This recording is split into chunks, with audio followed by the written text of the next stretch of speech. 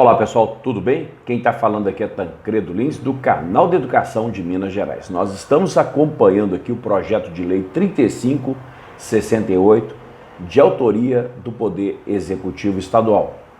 O governador Romeu Zema encaminhou um projeto de lei para a Assembleia Legislativa, concedendo aí, solicitando aos deputados aprovação para concessão de um reajuste de acordo com o IPCA, ou seja, 10,06%. E como eu fiz vários vídeos tratando dessa matéria, um deles falava do veto em caso de uma aprovação com emendas que aumentassem esse percentual, de 10,06%. O governador afirmou com todas as letras que irá vetar em função desses 21 milhões de mineiros, com exceção do pessoal da segurança pública, com exceção do pessoal da educação, 21 milhões de mineiros, com exceção do pessoal da saúde. É preciso deixar claro isso para vocês, porque a ideia do governador é conceder tão somente 10,06%. Eu andei lendo aqui, acompanhei vários vídeos nas redes sociais, inclusive um muito importante, que é o chamado Assembleia Explica, um resumo geral de como que funciona o veto lá na Assembleia Legislativa feito pelo governador. No caso, o veto ele pode ser feito de maneira total, derrubando completamente o texto, a proposta do governo. Esse projeto sofreu várias emendas e tudo leva a crer que esse veto do governador ele será feito não no seu texto principal, não na sua essência, mas em artigos, incisos, parágrafos. O governador tem um prazo para poder encaminhar esses vetos lá para a Assembleia Legislativa e no período de 30 dias os deputados estaduais deverão apreciar o veto do governador. Portanto, pessoal, esse veto ele pode ser aceito pelos deputados de maneira que eles aprovam, sancionam, aprovam o texto exatamente como foi elaborado pelo Poder Executivo, pelo chefe do Poder Executivo, ou esse veto pode ser derrubado e encaminhado novamente para o chefe do Poder Executivo sancionar. Não fazendo isso, esse texto volta para o presidente da Assembleia Legislativa transformá-lo em lei. A grande questão é que, muito provavelmente, se isso acontecer, todo esse rito de veta alguns artigos, alguns incisos, pode vetar, por exemplo, a questão da anistia. O governo pode vetar o artigo 10, que fala de concessão de reajustes, da obrigatoriedade do pagamento do piso salarial profissional nacional da educação, pode vetar os 40% para o pessoal da segurança pública, pode vetar o auxílio fardamento, ele pode vetar uma série de coisas, porque na sua essência o artigo 1º ele está na redação final. Então ele pode manter o artigo 1º que fala numa concessão de reajuste de 10,6%, é o que provavelmente vai acontecer, ou se o governador já tem ciência de que acontecerá a sanção por parte dos deputados dos vetos, ele pode também derrubar o texto completo, derrubar completamente o projeto de lei, vetando. Essa que é a grande questão. Mas hoje nós vamos aqui apresentar alguns trechos importantes desse projeto de lei, falar um pouquinho dessas emendas e também apresentar esse rito, como que vai ser esses processos a partir de agora. E eu acompanhei também o regimento interno, nós temos lá o artigo 222, que fala do veto e a proposição de lei. Nós temos lá que o veto total ou parcial, depois de lido no expediente publicado, ele será distribuído à comissão especial, constituída pelo presidente da Assembleia, no caso deputado Agostinho Patrus, para no prazo de 20 dias receber um parecer. O veto parcial, ele abrangerá um texto integral de artigo, de parágrafo, de inciso, de alínea ou também de item, dentro de 30 dias contados da data do recebimento da comunicação do veto. A Assembleia Legislativa, veja bem pessoal, ela decidirá sobre a questão do veto em votação nominal e em turno único, e sua rejeição só ocorrerá pelo voto da maioria dos membros da Assembleia. Agora, esgotado o prazo estabelecido aqui no parágrafo anterior, que é o parágrafo 2º que fala dos 30 dias, o que acontece, pessoal? Sem que tenha havido deliberação, o veto ele é incluído na ordem do dia da reunião seguinte, sobrestando-se, ou se estará à frente de todos os outros projetos, a deliberação quanto às demais proposições, até sua votação final. Eles chamam isso aí de pauta travada, né? Não se pode discutir outra coisa, a não ser a questão do veto, tem que entrar na pauta. Agora, ressalva-se aqui o projeto de iniciativa, que é o caso do governador do estado, com solicitação de urgência e cujo prazo de apreciação pela Assembleia Legislativa já tenha se esgotado, né? Se o veto, gente, é importante, ele for rejeitado, olha, nós vamos rejeitar o veto do governador. A proposição de lei, ela será enviada ao governador do estado para promulgação. E no parágrafo 5º do regimento interno, está falando o seguinte: se dentro de 48 horas a proposição de lei ela não for promulgada, o que acontece? O governador, obviamente, ele vai rejeitar, ele não vai acatar, ele não vai sancionar, e aí o presidente da Assembleia promulgará, e se este não fizer igual prazo, caberá ao vice-presidente fazê-lo dentro do mesmo prazo. Eu acredito que o presidente da Assembleia Legislativa, Agostinho Patrus, que já declarou que esses reajustes eles são justos, são necessários pela questão inflacionária, pelo que aconteceu na saúde, pelas propostas encaminhadas pelo governo em relação à segurança pública, pelo piso salarial profissional preconizado no artigo 201A da Constituição Mineira, que eu vou falar um pouquinho sobre isso também, pessoal. É importante tratar isso para vocês. Talvez seja necessário fazer algo bastante didático aqui, que é explicar para a sociedade civil o que de fato está acontecendo, pessoal. Vamos parar um pouquinho aqui para explicar isso, mas antes, vamos continuar fazendo aqui a apreciação do regimento interno no que diz respeito ao veto, que nós estamos encerrando aqui, ó. No parágrafo 6º do artigo 222 do regimento interno da Assembleia Legislativa, está falando que se for mantido o veto, dar-se-á ciência do fato ao governador do estado, mas não é o que vai acontecer. E aí entramos numa outra questão, né? Que é a questão da greve. Haverá mobilização até o dia 6, eu havia dito dia 6, nós teremos então uma assembleia, e ali na assembleia decidirá pela continuidade do movimento grevista ou não. Tem um outro debate aí que é em relação ao prazo do período eleitoral, que antecede aí o pleito, que não poderia fazer a greve, né? Aí seria assim um movimento travado, né? Tem a pauta travada na Assembleia, tem um movimento travado em função dessa situação real, né? Que é um amparo aí, que é previsível no ordenamento jurídico, né, pessoal? Então fica bastante complicado de manter esse movimento após essa data, mas em se tratando de assembleia, movimento sindical, nós não sabemos o que vai acontecer. A pressão é grande. Agora, para encerrar aqui a questão do veto, nós temos aqui o artigo 223 e está dizendo o seguinte: aplicam-se a apreciação do veto no que couber as disposições relativas à tramitação do projeto de lei ordinário.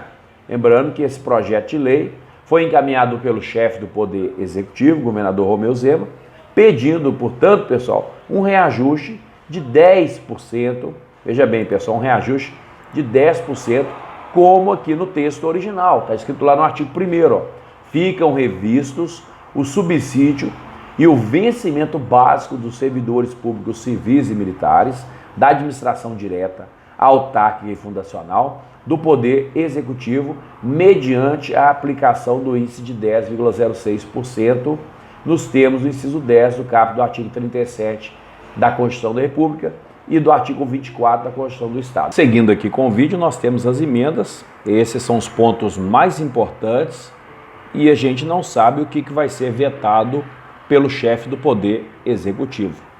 Nós temos aqui a questão da anistia, essa é uma importante contribuição de diversos deputados da educação, e que fala aqui das ausências ao trabalho dos servidores, ocupante dos cargos das carreiras do grupo de atividades da educação básica do Poder Executivo em razão de movimento grevista no ano de 2022, pede aí a anistia, ao que parece está no artigo 11 desse projeto de lei. Outra situação importante aqui é em relação aos 40%, que assegura o recebimento de auxílio social em 3 parcelas anuais, cada qual correspondente a 40%. Essa do piso salarial profissional na educação, importantíssimo, né, que está lá no artigo 10. A Constituição Federal, em 1988, o legislador constituinte, no seu artigo 206, tratou sobre a educação básica, enumerou alguns princípios importantes para a educação. Dentre eles, eu vou destacar aqui o inciso 8, onde está falando do piso salarial profissional nacional para os profissionais da educação escolar pública nos termos de lei federal. Bom, pessoal, então nós temos o legislador em 1988, já criando aqui no seu inciso 8 um dos princípios basilares da educação, o piso salarial profissional, que em 2008, exatamente no dia 16/7/2008, foi criado através da lei número 11.738, né? Em 16 de julho de 2008, foi sancionado, na época o presidente era o Luiz Inácio Lula da Silva, e instituiu o piso salarial profissional nacional para os profissionais do magistério público da educação básica, regulamentando disposição constitucional, que é a linha E, do inciso 3 do caput do artigo 60 do ato das disposições constitucionais transitórias. Lá fala dessa questão do piso salarial profissional, né, que deveria se criar um piso para o magistério público nacional, estadual, municipal. Importante deixar isso destacado para todos vocês. E já essa guerra já começa em 2008, né, por parte de diversos governadores que entraram com ação direta de inconstitucionalidade, pedindo que a Lei 11.738 não fosse reconhecida.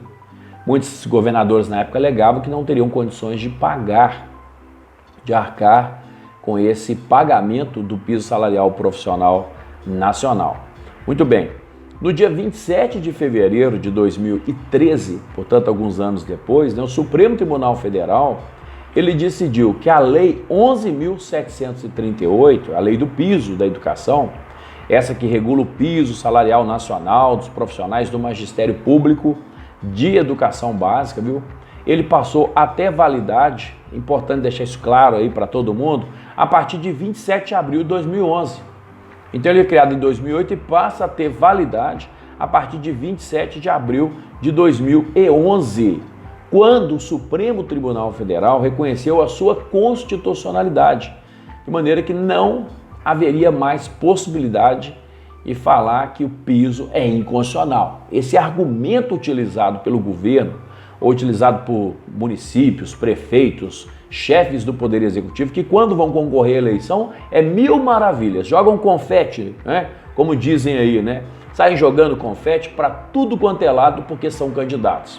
E quando ganha, aí vem com essa história dizendo que não tem condições, que o piso é inconstitucional, né? É como disseram lá na Assembleia Legislativa, né? Eles transformam em inconstitucional aquilo que eles querem que seja inconstitucional.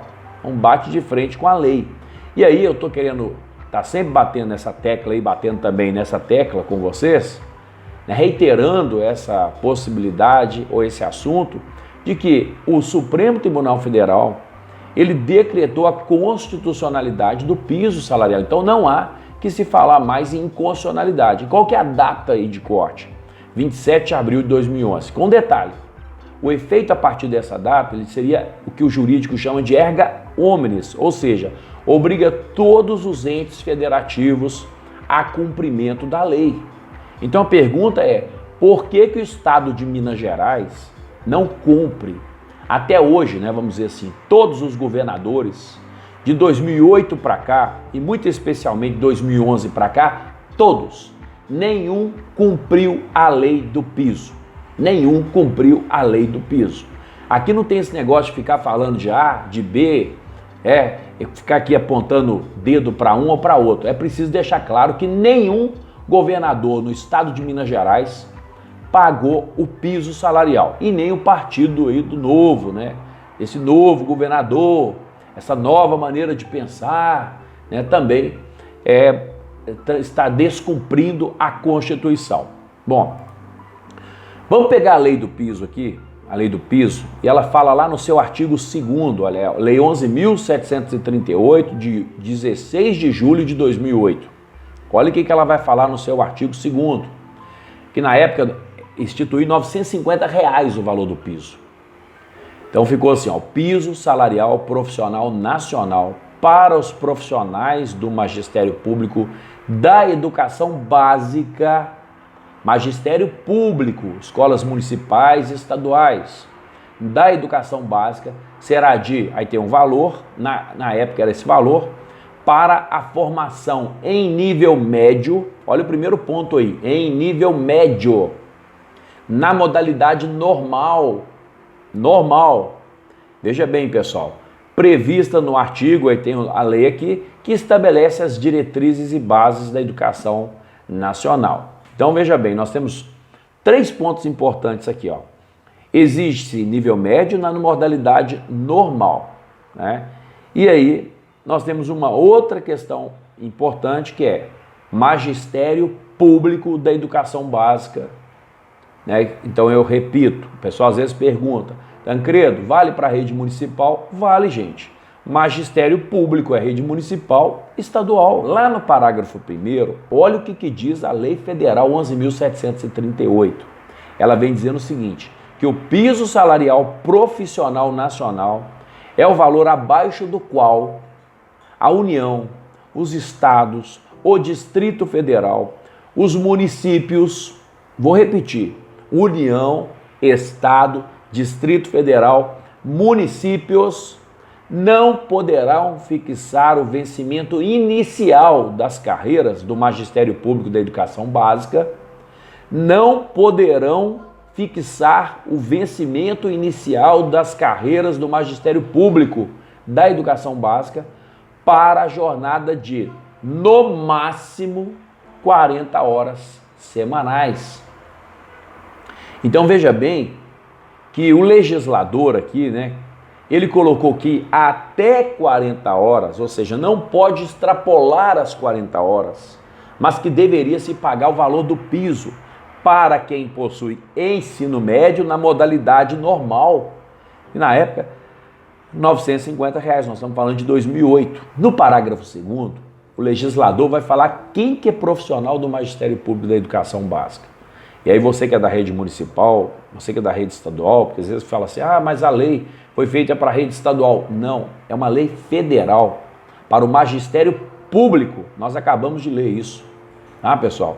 Então segue aí dizendo o seguinte, desempenho são aqueles profissionais do magistério público que desempenham as atividades de docência ou as de suporte pedagógico à docência, isto é, direção, administração, planejamento, inspeção, supervisão, orientação, coordenação educacional, exercida no âmbito das unidades escolares de educação básica, em suas diversas etapas e modalidades, com a formação mínima determinada pela legislação federal de diretrizes e bases da educação nacional. Então, quando a gente pega a lei 11.738, lá no parágrafo 2º, a informação de que são profissionais do Magistério Público da Educação Básica, inspetores escolares, não dá para entender por que estes profissionais foram alijados do rateio do Fundeb.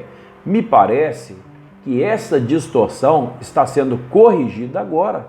O governo de Minas está ampliando o pagamento do rateio do Fundeb, um aporte de R$30 milhões do Caixa Ultra Secreto, para fazer aqui um rateio extraordinário de recursos do Fundo de Manutenção e Desenvolvimento da Educação Básica e de valorização da educação. Acho que essa situação, ela realmente deixou muita gente insatisfeita. Parece que nós temos aí, superintendências regionais de ensino, os profissionais, órgão central, Fundação Helena Antipoff, Polícia Militar de Minas Gerais, Colégio Tiradentes, né? E aí, novas carreiras contempladas, são os profissionais de educação básica da Lei 15.293, profissionais de educação básica da Fundação Helena Antipoff, enfim, eu acabei de repetir aqui essa informação, 30.437.635 para quem gosta de números. Esse é o aporte que o governo de Minas disponibilizará para o pagamento extraordinário de um rateio do Fundeb. Uma outra questão também em relação aos aposentados, eles teriam direito ao piso salarial profissional nacional da educação, está aqui, ó, de acordo com o parágrafo 5º do artigo 2º da Lei Federal, que estabeleceu o reajuste anual da remuneração devida aos atuantes do magistério, fica clara a obrigatoriedade dos governos estaduais e municipais reajustarem os salários dos profissionais ativos e inativos. O novo piso salarial do professor, esse de R$ 3.845, que recebeu também aí 33% de reajuste, por isso chegou esse valor, ele deve refletir no aumento dos vencimentos também a remuneração dos docentes aposentados. É importante passar essa informação para todos vocês, porque nós tivemos, recentemente, como eu mesmo disse, essa problemática, as pessoas discutindo sobre o valor do piso salarial profissional, como é que conseguiria recurso financeiro para pagar para os servidores da educação. E aí o presidente da República, Jair Messias Bolsonaro, ele também citou essa polêmica, e afirmou que os recursos, eles são do governo federal. Havia sim, frase dele aqui, pedido de muitos chefes de executivos estaduais e municipais querendo reajuste de 7%. O dinheiro é de quem? Perguntou aqui o presidente, Quem é que repassa esse dinheiro para eles? Eu digo para os municípios, para os estados. Somos nós, o governo federal. E quem pertence à caneta BIC para assinar a portaria? Essa caneta BIC, quem vai usar sou eu, declarou. Portanto, pessoal, preciso deixar isso claro, porque o dinheiro, ele é federal. E os estados e os municípios, eles podem recorrer ao governo federal quando assim necessitarem de recursos para fazer aqui o reajuste. Nós tivemos aí governadores que, ao invés de pagar o rateio do Fundeb, fizeram um reajuste nos vencimentos, tornando o pagamento do piso ali uma realidade. É que nós tivemos municípios, prefeitos e governadores procurando o Ministério da Educação, falando que não haveria condições de pagar o reajuste definido pelo governo federal de 33%. Bom, nós temos aqui informações do próprio Ministério da Educação falando que é possível, pode ser socorrido o município, é possível conceder esse aporte financeiro para cumprir esse montante de recursos. Então a grande questão às vezes é essa, Se os recursos são do governo federal, qual é o problema em cumprir uma lei federal, que é a lei do piso? Nenhum governador vai incorrer em ilegalidade se estiver cumprindo a lei. O que acontece aqui em Minas Gerais, e aí nesse ponto a gente chega aqui na lei mineira, é que nós tivemos a emenda constitucional de número 97. Ela é de 1º de agosto de 2018. Ela foi publicada no Diário Oficial do Estado de Minas Gerais em 2 de agosto de 2018. E lá está assim, a mesa da Assembleia Legislativa do Estado de Minas Gerais, nos termos do parágrafo 4º do artigo 64 da Constituição do Estado, ela promulgou a seguinte emenda ao texto constitucional, ou seja, a nossa Constituição Mineira, ela passou a ter um acréscimo de um artigo. Nós tivemos lá o artigo 1º, onde está assim, fica acrescentado à Constituição do Estado o seguinte artigo 201A. Olha o que está definido no artigo 201A. E eu já li para vocês várias vezes. Isso está na Constituição Mineira. Atenção, povo de Minas. Artigo 201A. O vencimento inicial das carreiras dos profissionais de magistério da educação básica não será inferior ao valor integral, vou repetir, integral vigente com as atualizações do piso salarial profissional nacional dos profissionais do Magistério Público da Educação Básica, previsto no inciso 8 do caput do artigo 206 da Constituição da República. Lembra lá do inciso 8 que fala do piso salarial profissional para as carreiras do Magistério Público? Pois é, pessoal, tá aí, ó. O vencimento inicial das carreiras dos profissionais de magistério da educação básica não será inferior ao valor integral. Qual que é o valor do piso, gente? Hoje, nós estamos gravando o vídeo aqui dia 3/4 de 2022, R$ 3.845. Depois que sofreu esse reajuste aí do governo federal, 33%. Então, o vencimento inicial das carreiras dos profissionais da educação em Minas Gerais é o valor do piso salarial vigente, o valor integral, com as atualizações do piso nacional. Olha o que diz o parágrafo 1º da Constituição Mineira, da Constituição de Minas. Ela diz assim: considera-se como jornada de trabalho para fins de percepção integral, vou repetir, percepção integral do piso salarial a que se refere o caput, a jornada de 24 horas semanais. Vocês lembram que eu falei da jornada de trabalho na Lei Federal 11.738, que ela era de no máximo 40 horas? Bom, gente, o legislador mineiro, os deputados representantes eleitos pelo povo, soberanamente eleitos, eles decidiram unanimemente em considerar que para Minas Gerais, se a lei federal fala em até 40 horas, servidores receberiam o valor do piso salarial nacional. Minas Gerais definiu na sua Constituição Mineira que o pagamento seria de até 24 horas semanais.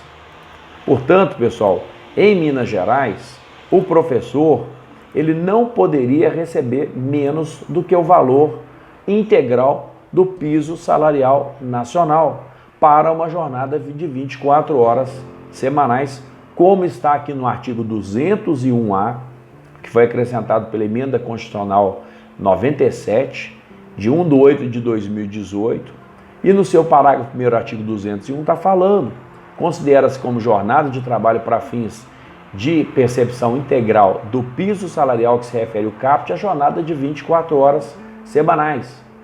E o legislador mineiro, ele ainda quis colocar e incluir no rol dos trabalhadores, a exemplo do que vem definido na Lei 11.738, agora no seu parágrafo 2º, quando ela fala do magistério, ela está definindo lá quem é que pertence ao magistério, profissionais do magistério. E o legislador mineiro quis colocar no seu parágrafo 2º aqui, quem é que faz parte do magistério, quem é que vai ter direito a perceber esses reajustes. E aí ele colocou aqui como professor de educação básica, especialista da educação, analista de educação básica, assistente técnico de educação básica, ATB, técnico de educação, TDE, analista educacional, ANE, assistente de educação e auxiliar de serviço da educação básica. Portanto, pessoal, sem prejuízo de revisão geral, outros reajustes. Esta lei, que é a lei mineira, ela entrou em vigor na data da sua publicação. Portanto, saiu aqui, ó, em 1º de agosto de 2018, Palácio da Inconfidência. Ah, pessoal, tá aqui, ó, presidente Lafayette Andrade, a turma toda aqui, né, que na época participava aí, estavam na Assembleia Legislativa. Portanto, está na lei mineira, na Constituição Mineira, na Constituição de Minas Gerais, o pagamento integral do valor do piso salarial profissional para uma jornada de 24 horas semanais. É isso que nós precisamos entender. E esta lei mineira, ela deve ser aplicada não é só para quem é servidor do Estado de Minas Gerais. Ela deve ser os funcionários públicos do Estado, sejam eles ativos, inativos, pensionistas. Esta lei é para todos e deve ser cumprida na sua integralidade, na sua essência. E hoje os deputados aprovaram esse projeto de lei que foi para discussão em primeiro e segundo turno, fizeram as emendas, nós sabemos que ele será vetado e esse é o teor do nosso vídeo. Aqui as nossas discussões passam por essa série de elementos importantes e, portanto, eu encerro o vídeo agora nesse momento perguntando para você que está aí assistindo, ficou comigo até agora, um vídeo grande, né? Mas necessário, mas importante, porque é preciso entender o que está acontecendo em Minas Gerais. Então nós temos uma Constituição Federal que estabelece um piso salarial no seu artigo 206, lá no inciso 8. Depois nós tivemos uma Lei Federal 11.738 de 2018, que criou aí, estabeleceu o piso salarial profissional nacional para uma jornada de até 40 horas, ensino médio, modalidade normal, isso tudo a gente viu. E nós tivemos mais à frente, agora em Minas Gerais, uma emenda constitucional que usou como fonte, como referência, a Lei Diretriz e Base da Educação Federal, usou como referência também para elaborar o seu arcabouço jurídico a Constituição Federal, que é a lei maior. E nós tivemos também aqui em Minas Gerais, além desta lei importante, essa emenda constitucional, nós tivemos a criação do artigo 201A. Não há que se falar em ilegalidade, não há que se falar em inconstitucionalidade, a não ser que alguém, por falta de vontade política ou por outro motivo de força maior, que nós desconhecemos, não queira pagar, não queira cumprir a legislação. Por isso é tão importante que você, nesse momento, faça a sua inscrição no canal da Educação, deixa um like nesse vídeo, compartilha ele para todo mundo, pessoal. A gente poder mostrar para a sociedade mineira, para o povo de Minas Gerais, que nosso governo atual, bem como os anteriores, não cumpriram o pagamento do piso salarial profissional nacional. E quem é que vai cumprir? A lei está lá, está escrita, está redigida. Ou será que nós fazemos leis para não serem cumpridas? É isso? É isso que nós queremos para Minas Gerais? É esse tipo de educação de que nós precisamos, de que nós almejamos aqui em Minas Gerais? Fica aí essa questão para você. Quero agradecer a sua presença e a sua paciência até agora nesse vídeo aqui no YouTube. Faça a sua inscrição no canal da Educação. Participe também do nosso Instagram, canal da Educação MG. Um grande abraço para você. Quem está falando aqui é Tancredo Lins, do canal da Educação de Minas Gerais. Fique em paz e que Deus te abençoe.